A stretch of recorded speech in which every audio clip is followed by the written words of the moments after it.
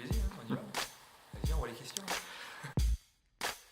Côte de bœuf sans problème, fleur de sel, c'est parti. Un vin rouge qui a la succulence, plutôt assez juteux. On va sur l'île de Beauté, sur un cépage Nielucci et Chiacarello, sur l'appellation Corse Calvi du Clos Colombo. On a plutôt des arômes plutôt légèrement fleuris, je trouve, sur ce type de vin, avec une instance vraiment fruitée, très pulpeuse, et qui a l'avantage d'être en bouche peu tannique, et qui laisse vivre en tout cas une vieille viande cueillie.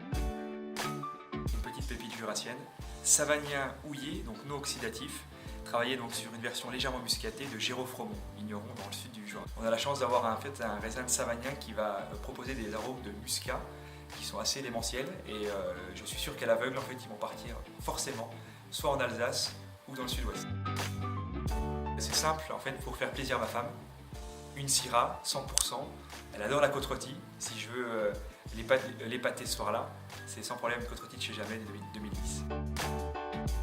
Pour l'occasion, grand contenant, c'est minimum le Magnum. J'adore le cépage Riesling quand il est travaillé avec un peu de sucre résiduel et une vraie essence de terroir dans la région de Moselle, en Allemagne, sur un viticulteur que la majeure partie, la planète entière connaît, c'est Egon Müller en millésime 2010. Étonnamment, c'est plutôt difficile d'associer un vin avec les tomates, mais on y va sans problème. Et je vais direction l'Espagne sur un esprit d'aromatique de tomates séchées du cépage Mencia sur la dénomination Bierzo, en plein cœur de la cave d'appellation Castille, José Palacio.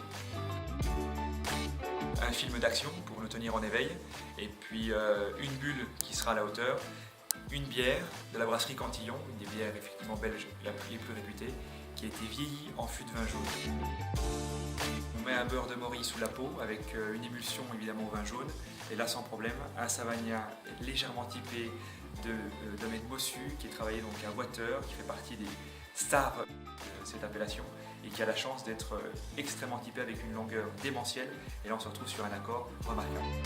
Un grand champagne de la maison Aiguille-Ouriet sur des terroirs sur la région d'Ambonnay, et on profite finalement des cépages qui sont extraordinaires sur ces terroirs, et évidemment on va sur un grand cru un peu plus dodu, donc un superbe vin blanc sur l'appellation Pernan-Vergelès en Bourgogne, du domaine Rapet, qui est, je trouve, extraordinaire expression du cépage chardonnay sur un terroir hyper minéral, et un millésime évidemment abouti comme 2012. J'aurais été largement assez patient.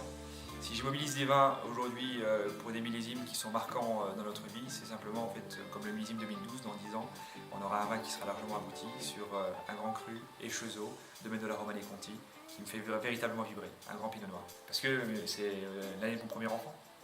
Voilà. On va boire un bon coup de blanc, les gars, et un vin de cailloux, travaillé par le domaine Roque des Anges. C'est la cuvée Iglesia Vella. Nous sommes sur un cépage Grenache blanc. On est donc en IGP des Côtes catalanes, un vin un peu oublié, mais qui se retrouve sur des cépages Grenache gris qui sont absolument salivants, extraordinaires. Et si on a soif, la bouteille suffira peut-être pas, donc on en mettra une deuxième.